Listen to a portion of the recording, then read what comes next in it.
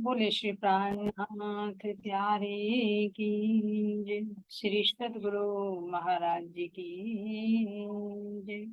तीनों पुरी धाम की जय।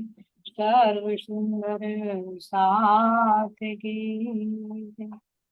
बंदो सतगुरु चरण को कुश प्रेम प्रणाम। अशुभ हरण मंगल करण धन्य श्री देव चंद्र जी नाम। श्री प्राणनाथ निज मूलपति श्री महराज शुभ नाम। तेज की श्याम पल पल करूं प्रणाम।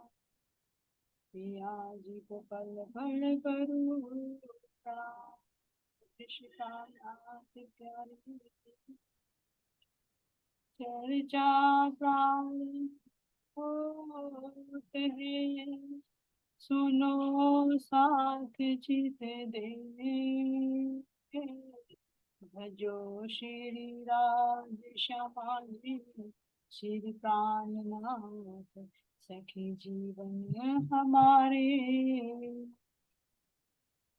श्री महामति कहे साथ जी भया चर्चा का वक्त। अब तुम सुनियो चित दे लाल आगे आए बैठे न तखत। लाल आगे आए बैठे न तखत। बोले श्री प्राणनाथ प्यारे की जय। श्री सतगुरु महाराज की स्वामी श्री लालदास जी महाराज की प्राणाधार प्यारे सुंदर साथ जी। आप सब किसी मुरी चरण कमलों में कोटि कोटि प्रेम जी। कोटि कोटि प्रेम जी। सुंदर साथ जी हम चलते हैं अपने बेतक साहिब की तरफ। राजी महाराज जी ने स्वयं अपने पांचों शक्ति सहित स्वामी लालदास जी के धाम मृत्यु में बैठकर एक बेतक कथा कहलवाई है। तो इसमें हमारा प्रसंग हो गया सुंदर साथ जी। 8 प्रकरण हमारे पूरे हो गए। अब चलता है हमारा 9वां प्रकरण, मोमिनों की कुर्बानी।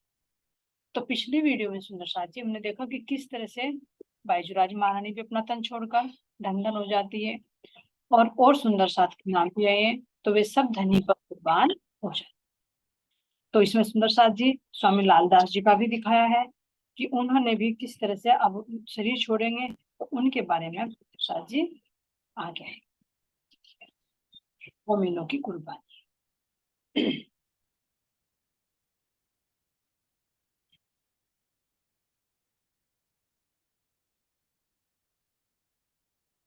अब कहूँ मोमिन की जो फिदा हुए ऊपर हक। इनकी सिफत न आवे शब्द में नेक कहूँ अपने माफक। नेक कहूँ अपने माफक।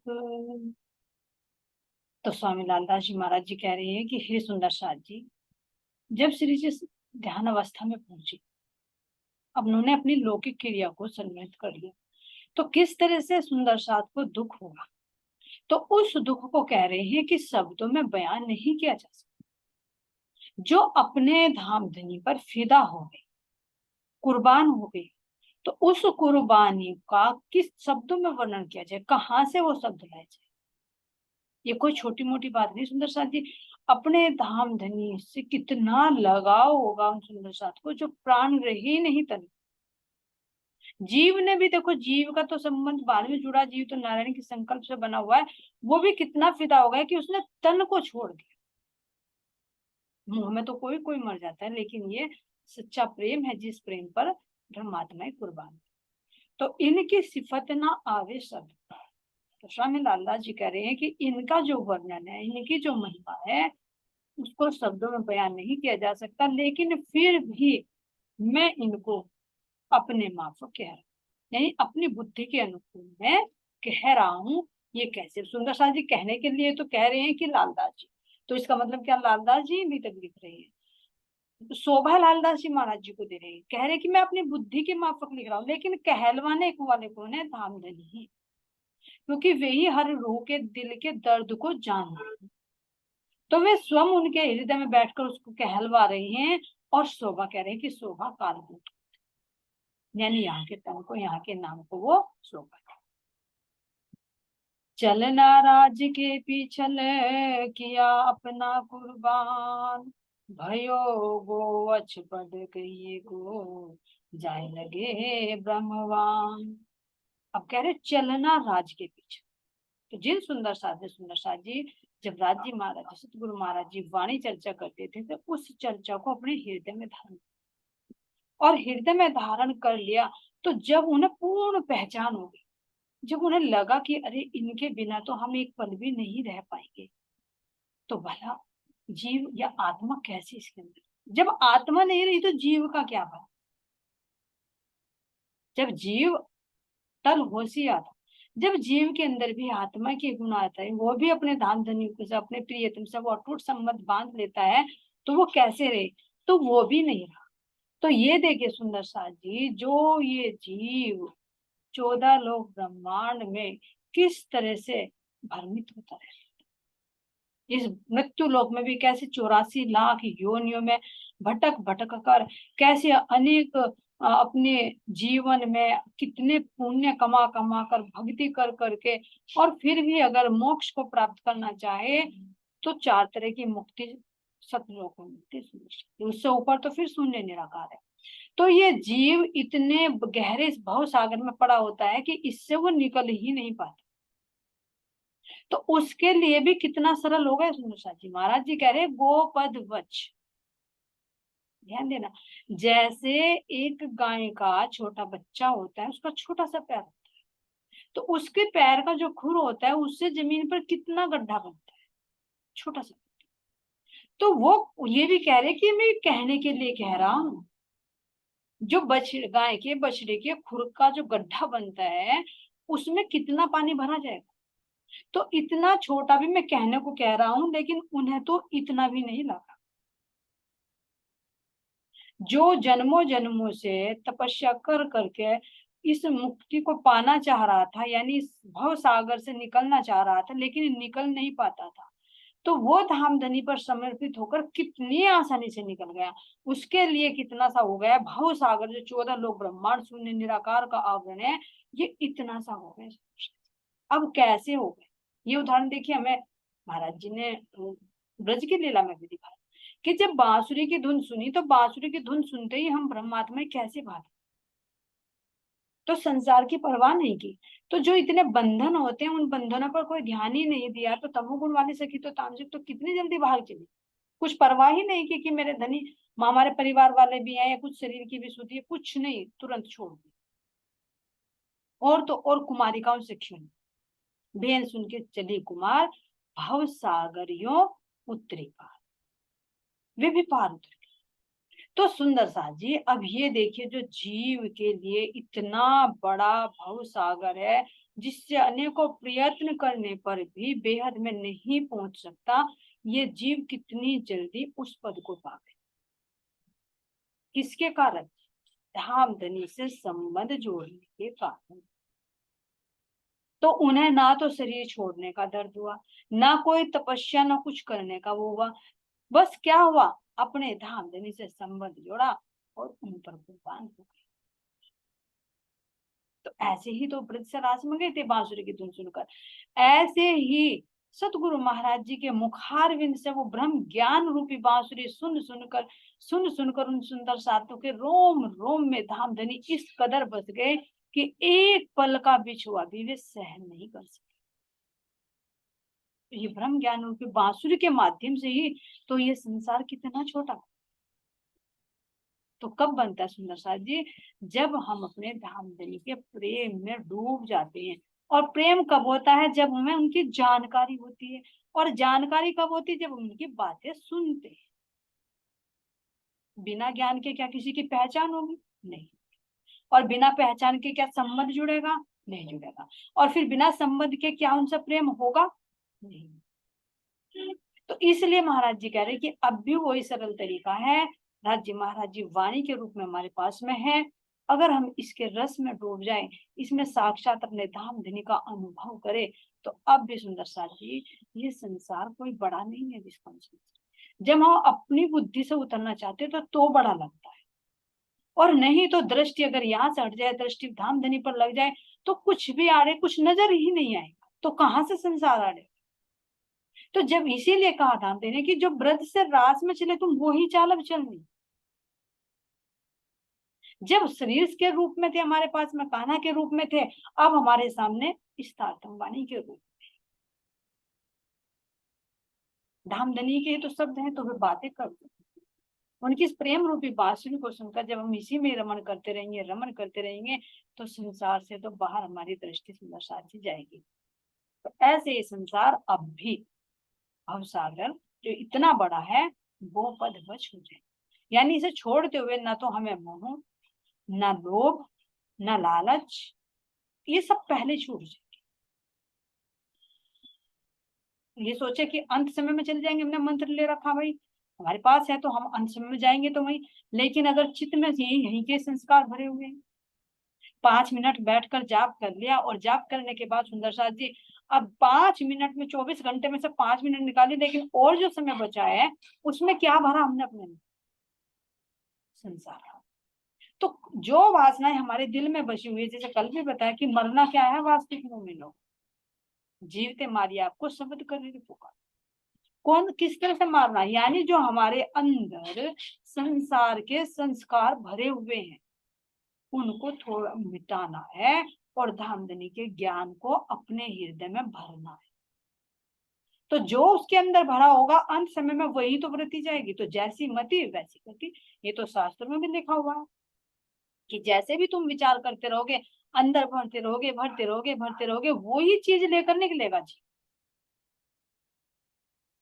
तो अब हमें क्या भरना है, अगर इस तरह से हमें चाल चलनी है, जैसे उन्हें तो सुनहरा मौका था, वे तो धामधनी पर समर्पित हो गए और भव सागर को पार कर गए, लेकिन जो पिछले वाले तो थोड़ा सा कष्ट तो होगा ही सुंदर सा।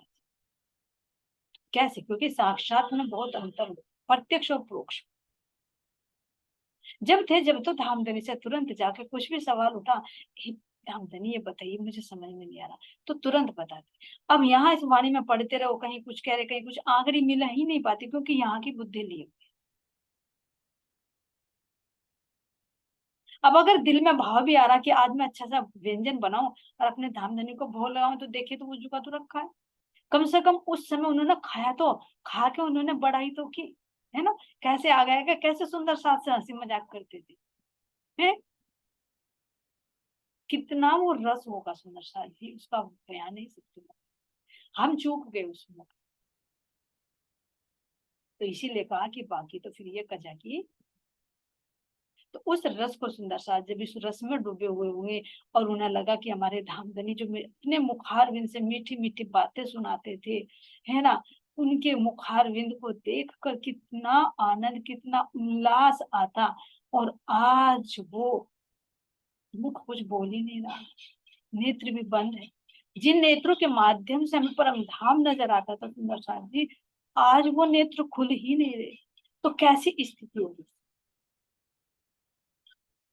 तो कितना हृदय में दर्द हो, उस दर्द को कह रहे हैं कि उस दर्द को बयां नहीं किया जाए, क्योंकि वो रस परम धाम का लेते थे। सुंदर साथ जी की इच्छा हुई कि मुझे वो देखना है, अरे वही पक्ष देखना है, तो वो ही नजर आ जाता था।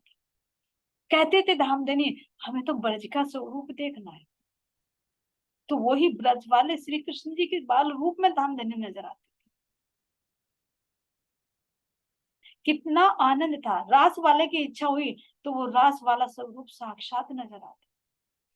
मोहम्मद साहब के रूप में देखना चाहते तो मोहम्मद साहब के रूप में नजर आते, धनी देवचंद जी के रूप में देखना चाहते उनके रूप में नजर आते, उन्हीं के रूप में देखना चाहते उनके रूप में नजर आते। और अगर परम धाम का वो श्रृंगार, श्यामा जी राज्य किस तरह से श्रृंगार से सुसज्जित होकर बैठे हैं, तो वो साक्षात दर्शन, उस दर्द को महसूस करो। और आज वो लीला ओझल हो जाए, यहाँ के दर्द का अगर एहसास करें ना सुंदर सा जी, तो आत्मा का संबंध है। यहाँ का अगर अपना छोटा सा बच्चा किलकारी मारता हो 2 साल का भी, और बाई चांस वो एक्सपायर हो जाए, तो उसकी यादों में कितनी माँ दुखी होती है। पल पल हर चीज को देखेगी तो वो याद आएगी, कितना दिल दुखेगा। तो जो सुंदर सा ये देखे कि जो मंदिर था जहाँ धामधनी बैठकर चर्चा करते थे, उस सिंहासन को देखकर भी कैसे याद आती होगी, उन दीवारों को, उन थंबों को देखकर कैसे विरह होता होगा। तो वो विरह केवल वो ही जानते हैं सुंदर सा जी, जिन आत्माओं ने उसको किया है। हमारे खागरू जीव ने नहीं किया वो चीज, अगर करते तो समर्पित हो जाते। तो इसीलिए कह रहे महाराज जी कि इसको मैं बयान नहीं कर सकता। जिन्होंने अपने धामधनी से संबंध जोड़ा, उनके विरह का अनुभव किया, तो उनके लिए तो संसार गोपनीय है। और हमारे लिए सुंदर सा जी आज इतना गहरा बन रहा है कि एक विकार को छोड़े तो 10 विकार सामने खड़े होते हैं। एक को समझाने के लिए चले तो खुद उसके साथ में लुढ़क जाते हैं। ये ऐसी हालत है। तो स्वामी लालदास जी कह रहे हैं कि भव जल मुह सागर पार ना आवे कोई, वास्ते दीन इस्लाम के नजरो आया सोई। भव सागर मुह, इस मोह सागर को देखो, भव सागर को सुंदर सा, जिसमें कितने महाराज जी कह रहे हैं कि कितने बड़े बड़े इसमें मगरमच्छ है, काम क्रोध लोभ मोह ईर्ष्या द्वेष। इस मोह के सागर में कितने जल के जीव हैं जो ये हमें खा रहे हैं, और कैसे इसमें 3 गुणों के भंवर पड़ते हैं, उसको अनुभव करके देखो। ये हमारे अंदर ही है, कहीं और नहीं। कैसे 3 गुणों के लहरे पे लहरे उठते हैं, कितने अंदर के विकार इन जन के जीवों के रूप में प्रकट होते रहते हैं, और इस जीव इस भव सागर में गोते लगाता रहता है। हमें नहीं पता सुंदर सा, एहसास करके देखो आत्मा से कि मैं आत्मा हूं, मैं ये शरीर नहीं हूं, मैं ये जीव नहीं हूं। लेकिन मैं जब दृष्टा हूं तो मैं इस जीव को देख रही हूं कि ये जीव इस शरीर के साथ जुड़ता है, और जब शरीर के साथ जुड़ता है तो इसके अंदर मोह हो जाता है कि ये मेरा है, तो मेरा बन गया। अब जब मेरा है तो ये बाहर अपना आधिपत्य जमाना चाहता है कि ये मेरा है। अगर वो दूसरा अधिकार जताएगा तो विरोध बनेगा, क्रोध हो गया। दूसरा आ गया, ईर्ष्या हो गई। उसको ज्यादा से ज्यादा लेना, लोभ हो गया। कितने विकार उठते रहते हैं दिन रात, अपने आप को अनुभव करो। महाराज जी कह रहे कि दावा नल बले कई भात तेनी केटली कहूं विख्यात। ये बहुत हल्की चौपाई नहीं सुनो साहब जी, बहुत भारी चौपाई, सबको अंदर से दिखाती है।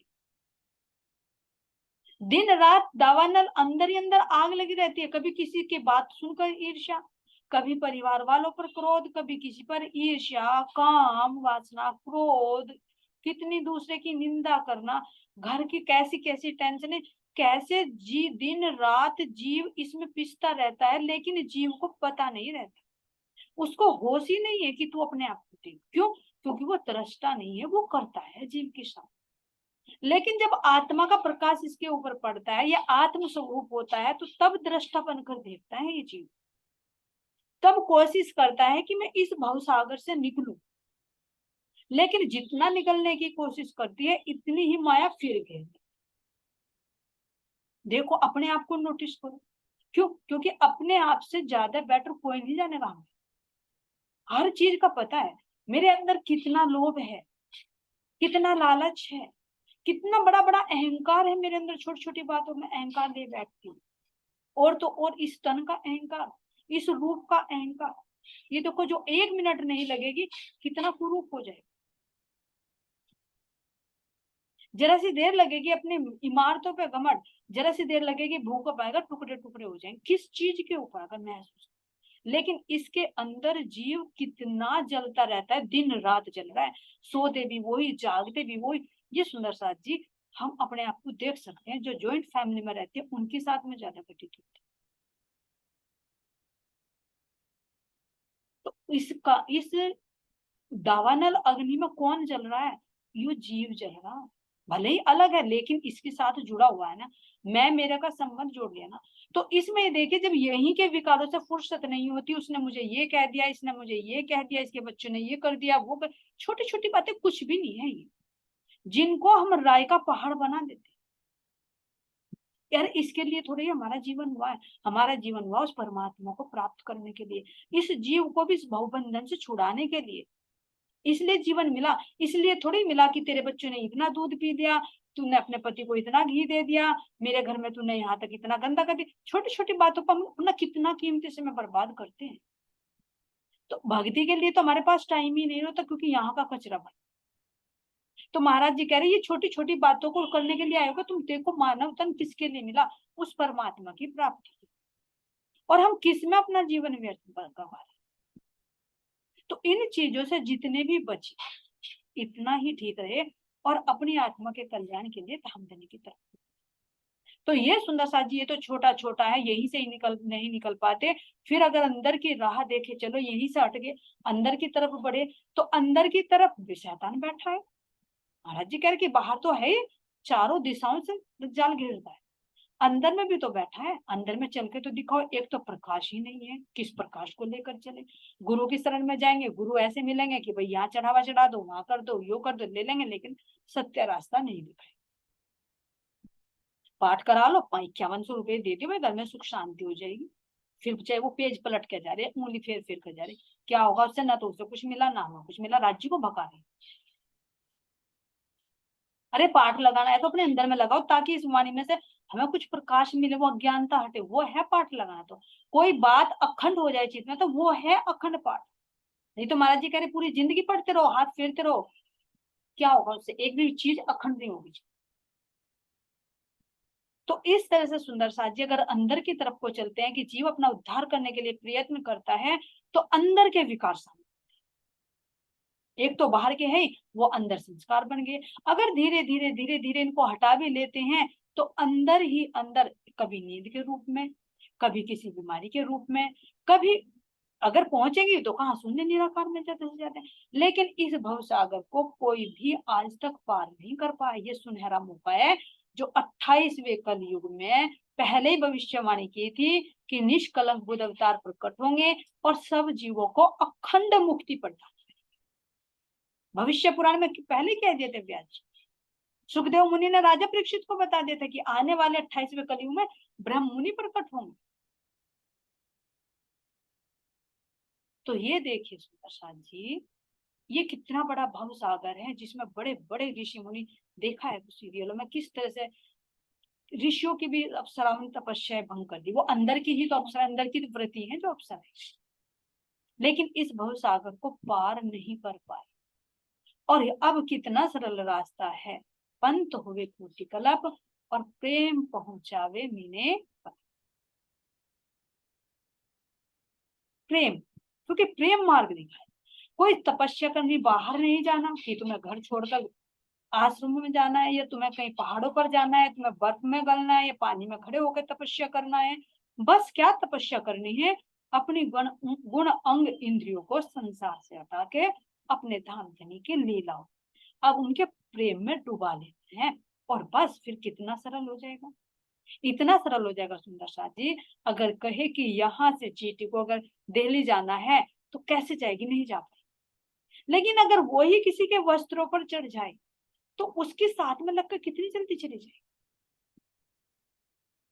तो ऐसे ही ये जीव आत्मा का संग करके, और आत्मा का संबंध परमात्मा से है, तो ये जीव भी भवसागर पार कर गए। ऐसी ब्रज से रास में की, और ऐसे सुंदर साथ जी, हमारे जो शिरोमणि सुंदर साथ हैं, उन्होंने धाम धनी को पहचान कर उनका जीव भी इसी तरह से सरलता से पार।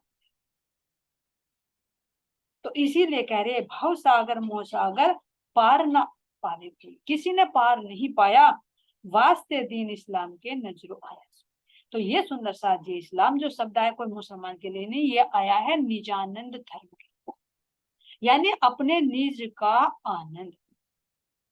तो वास्ते दीन इस्लाम के नजरों आया सोई। तो अब ये क्या करने लगे, जब निजानंद आया, अपनी आत्मा का आनंद आया, तो ये जीव के लिए राह कितनी सरल है। तो इसको कह रहे सुर कई संसार में होत तरवारो टुक टुक, पर इनके तोल ना आवही, जो हक वास्ते हुए भुक भुक। अब उनकी महिमा देखिए, स्वामी लालदास जी इसमें कह रहे हैं कि सुर के संसार में, इस संसार में बड़े बड़े योद्धा हुए हैं जो देश के लिए भी, कितने बड़े बड़े युद्ध किए, अपने देश अपनी मातृभूमि के लिए अपने तन की, मन की, धन की, सबकी कुर्बानी, अपनी जान भी दांव पर लगा। लेकिन क्या कह रहे हैं, पर इनकी तोल न आवे। लेकिन जो अपने धाम धनी पर कुर्बान हुए हैं ना, उनके सामने इनकी कुर्बानी कुछ भी नहीं। जो अपने धाम धनी पर भूख भूख यानी पूर्ण रूप से समर्पित हो। अब सुंदर साथ जी, दोनों में क्या अंतर है? क्यों महाराज जी कह रहे हैं? क्योंकि अपनी मातृभूमि पर मर मिटना तो हर एक अपने देशवासी का फर्ज होता है, कर्तव्य होता है। लेकिन ये कर्तव्य किसका है? देह का। देह का है। मान लीजिए अंदर जीव है, तो जीव को जो तन मिला वो अगर भारत में मिला तो कौन हो गया? भारतवासी हो गया। अगर इसी जीव को अगले जन्म में कहीं अमेरिका में दूसरे देश में हो गया तो उससे तो उसको लगाव हो जाएगा, और परमानेंट तो नहीं है। और अगर वो अपनी मातृभूमि पर कुर्बान भी हो गया सुंदर साथ जी, तो उसको जब शहीद हो जाते हैं तो उसको सम्मान भी किया जाता है। और क्या किया जाता है? उसके लिए एक स्थान भी देता है। यहाँ पर देखिए, उसके लिए जैसे उसका स्टैचू बनाकर खड़ा कर दिया जाता है, उसका नाम था कि अमर। और जो जीव होता है वो जीव कहाँ पर सुख भोगता है? स्वर्ग। उसको स्थान दिया जाता है एक निश्चित स्थान, जो अपनी मातृभूमि पर कुर्बान। अब सुंदर साथ जी महाराज जी कह रहे हैं कि ये जो सुंदर साथ कुर्बान हुए हैं, इनकी बराबरी क्यों नहीं कर सकते? इसलिए नहीं कर सकते क्योंकि यहाँ तो इनको स्थान मिला है इस जमीन पर, क्योंकि जमीन के लिए, मातृभूमि के लिए कुर्बान हुए, तो उनको यहीं पर स्थान मिल जाएगा। कुछ उनका निर्धारित हो जाएगा कि भाई ये उनका है, उनके नाम पर कोई इमारत कोई बना दिया है ना। लेकिन अभी देखिए कि जो ब्रह्म आत्माएं हैं, उनके लिए कहाँ स्थान? उनके जीवों को यहाँ पर तो गुणगान हो ही रहा है, लेकिन उनको जीवों को कहाँ पर स्थान मिला? कहाँ का सुख मिलेगा? बहिष्ठ। जो सत स्वरूप की सबसे पहली बहिष्ठ है, उस बहिष्ठ में कितना सुख मिलेगा। और यहाँ का स्वर्ग का सुख सुंदर साथ जी क्या होता है? क्षणिक होता है, फिर कुछ समय के लिए रहेगा, फिर जीव को आवागमन में फिर आना पड़ेगा, चाहे वो किसी भी शरीर में आएगा। तो मातृभूमि पर बलिदान हुए बहुत अच्छी बात है, अपना कर्तव्य निभा लोगी। लेकिन अगर तुलना कर रहे हैं तो उनकी तुलना करके करें, ये कम नहीं है अपनी मातृभूमि पर बलिदान होना, कोई ये भी सामान्य बात नहीं है। उसके लिए भी मातृ अपने राष्ट्र से प्रेम की भावना हो तभी तो समर्पित होंगे। तो उनको यहाँ स्थान दिया जाता है और जीव को स्वर्ग में स्थान मिलता है, जो दोनों एक दिन लय होने वाले। लेकिन जो अपने परमात्मा पर कुर्बान होते हैं तो वो अखंड स्थान उसको मिलता है, जो कभी महाप्रलय में भी समाप्त नहीं होता। फिर वो जीव बार बार आवागमन में नहीं आता, इस 84 लाख योनि के चक्कर से वो छूट जाता। तो ये दोनों में अंतर बता रहे हैं कि यहाँ तो उनका भी गुणगान होता है जो अपनी मातृभूमि पर शहीद होते हैं, और इनका भी गुणगान हो रहा है जो अपने धाम धनी पर कुर्बान। लेकिन दोनों में कितना अंतर है? एक को अखंड का सुख मिलता है तो एक को संसार का सुख, एक को दोबारा से फिर आवागमन में फंसना पड़ता है। लेकिन जो अखंड वैष्णव में पहुंचे, अपने धाम धनी पर न्यौछावर हुए, परमात्मा को पहचान कर, वो कभी आवागमन में नहीं फंसते, तो उनका जीवन सार्थक होता है मानव जन्म। तो इसलिए यहाँ स्वामी लालदास जी दोनों का अंतर बता रहे हैं कि पर इनकी तोल ना वही, जो हक वास्ते हुए भूख भूख। जो अपने धाम धनी को पहचान कर उन पर उन्होंने अपना तन मन धन सब कुछ न्यौछावर कर दिया, तो यहाँ का कोई भी योद्धा उनके समक्ष नहीं। आकार अपना डारते जरा न करी सक, साबित हुए मोमिन पहुंचे कदमों हक। आकार अपना डाल, अपने तन को न्योछावर करने में सुंदर साथ जी बिल्कुल भी अपने कदम पीछे नहीं हटे, ना सेवा में और ना बाद में समर्पित करे। सेवा को भी सुंदर साथ जी एहसास करे, आएगा भी अष्टपैर के भीतर में किस तरह से सुंदर साथ सेवा करते, किस तरह से पानी भर भर कर, उस सेवा को भी देखेंगे जो सुंदर साथ ने जिसका लाभ लिया है यहाँ पर। तो उन्होंने अपने तन को ना तो सेवा में पीछे हटाया, ना कुर्बानी में ही पीछे हटाया, और जरा सा भी मन में संदेह नहीं, क्योंकि जहां संदेह होता है वहां सेवा नहीं होती। जहां पूर्ण विश्वास होता है वहां पर प्रेम होता है, और प्रेम से ही सेवा की जाती है, बिना प्रेम के सेवा नहीं। जैसे यहाँ पर बिना मोह के सेवा नहीं होती, बिना संबंध के सेवा नहीं होती। किसी अनजान को तुम अपने बगल में बैठा कर सेवा नहीं कर पाओगे, फॉर्मेलिटी तो कर लोगे, लेकिन वो जो भाव से होती है वो नहीं। तो ऐसे ही सुंदर साथ जी, सुंदर साथ ने जो धनी पर कुर्बान हुए, मन में कोई भी शंका नहीं रखी, और साबित हुए मोमिन, वे ही मोमिन साबित हुए, अपनी कसौटी पर वे खरे उतरे। मोमिन का मतलब होता है जो इसका हृदय मोम की तरह बहुत मुलायम हो, और अपने धाम धनी को देख कर वो पिघल, यानी जो ये जीव खागड़ू है, जो पत्थर की भांति गलता भी नहीं था, तो ये भी धामधनी के ब्रह्म ज्ञान रूपी लोह को देखकर भुक भुक हो गया, पिघल गया। तो इसको कह रहे सुंदर साथ जी कि अपने धनी पर ये भुक भुक हो गए, और ये सच्चे मोमिन साबित कि ये है मोमिनों के जो लक्षण उन्होंने बताए, कि अपने धनी का बिछुआ सुनकर एक कदम भी, एक पल भी उन्होंने रहना उचित नहीं समझे, यहाँ तक कि पानी पीना भी हराम।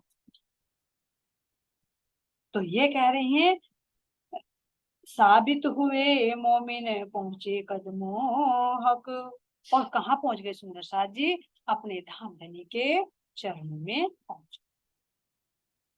इनको पीछे फेरन को बहुत करी अंतराय, पर जिनकी नजर धाम में ताको कौन फिराए। सुंदर साथ जी क्या कह रहे, इनको पीछे फेरन को, यानी जो आत्मा अपने धनी की राह पर चलती है, तो क्या माया नहीं आई, आई, बहुत बल लगे।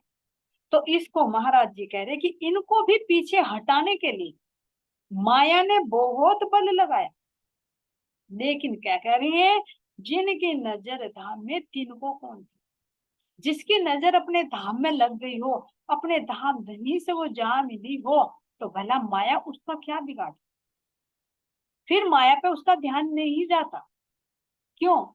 और खेलत प्रेमे पार पिया सो देखन को तन साथ, वो फिर पीछे मुड़ के नहीं देख, अपने धाम धनी के प्रेम के रंग में ऐसी रम जाती है, ऐसी रम जाती है कि उसे फुर्सत ही नहीं मिलती कि माया में क्या हो।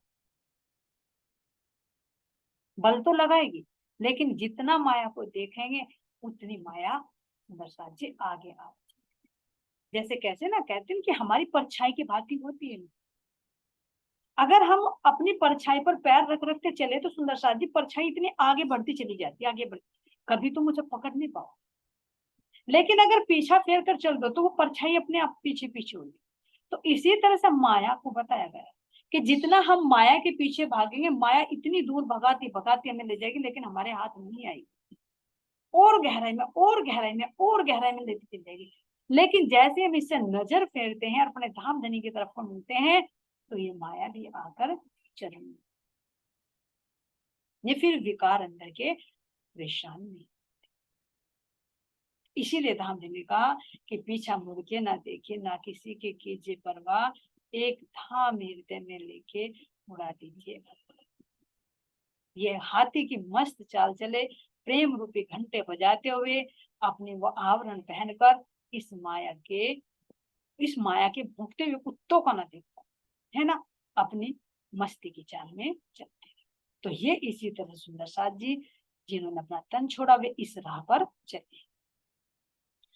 इनको पीछे फेरन को बहुत करी अंतराय, पर जिनकी नजर धाम में, ताको कौन फिराए, ताको कौन फिराए। बोलिए श्री प्राणनाथ प्यारे, श्री सतगुरु महाराज जी की, श्री पन्ना धाम की, स्वामी श्री लालदास जी महाराज की। प्रणाम। सभी श्री साथ के चरण कमलों में कोटि कोटि प्रेम।